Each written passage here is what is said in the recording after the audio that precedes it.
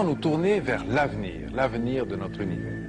Que deviendra-t-il dans des milliards et des milliards d'années? Aura-t-il un jour une fin? Et si oui, laquelle?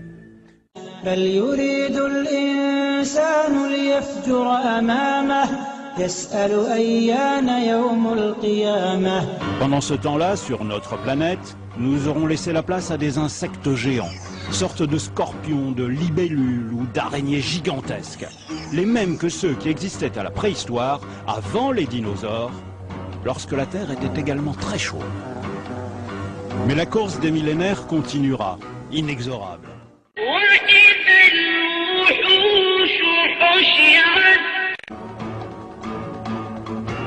4 milliards d'années dans l'avenir, la Terre sera devenue un enfer totalement inhabitable, plusieurs milliers de degrés.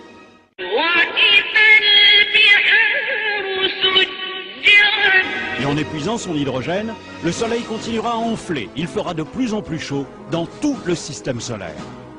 L'homme devra fuir de plus en plus loin, vers les grands satellites de Jupiter et de Saturne, aujourd'hui mondes glacés, mais qui à cette époque lointaine seront devenus habitables. فإذا برق البصر وخسف القمر وجمع الشمس والقمر يقول الإنسان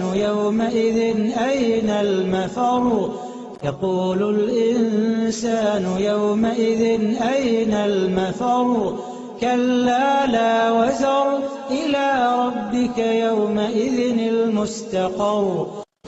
À cet instant, deux théories s'affrontent.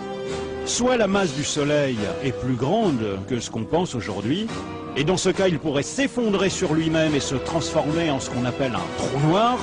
Là les choses iraient très très vite, en moins d'une heure, son diamètre ne serait plus que de 3 km, il absorberait tout ce qui passe à proximité et rien, pas même la lumière, ne pourra s'en échapper.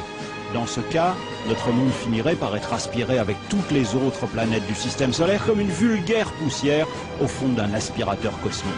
En revanche, s'il n'est pas assez lourd pour former un trou noir, alors il s'éteindra lentement et deviendra une étoile à l'agonie, appelée naine blanche, dont l'éclat se ternira de plus en plus jusqu'à devenir un corps sans vie, une étoile morte, inerte, qu'on appelle naine noire. Plus loin que prévu, ce qui signifie bien que l'expansion de l'univers s'accélère peut-être sous l'effet d'une force mystérieuse que les astrophysiciens appellent l'énergie noire.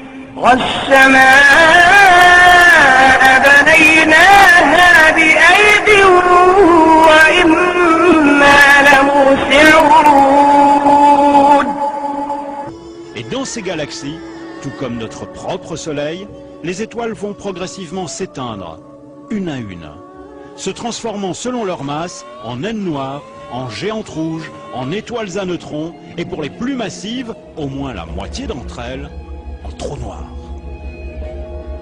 Mais allons toujours plus loin dans l'avenir.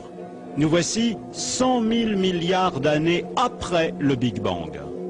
Dans notre Voie lactée et les autres galaxies, il n'y a presque plus que des étoiles mortes, des naines noires ou des trous noirs.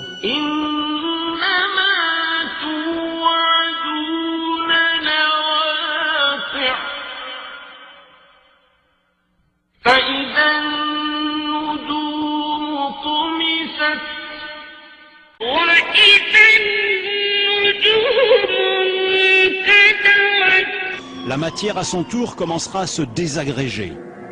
Pourquoi? Parce que les atomes eux-mêmes ne sont pas éternels.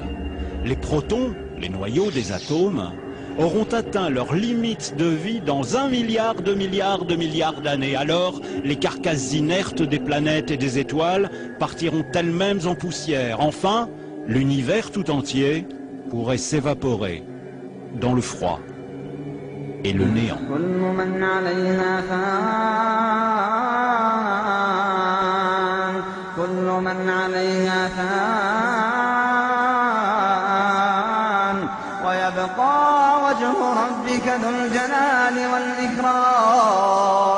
فبأي آلاء ربكما تكذبان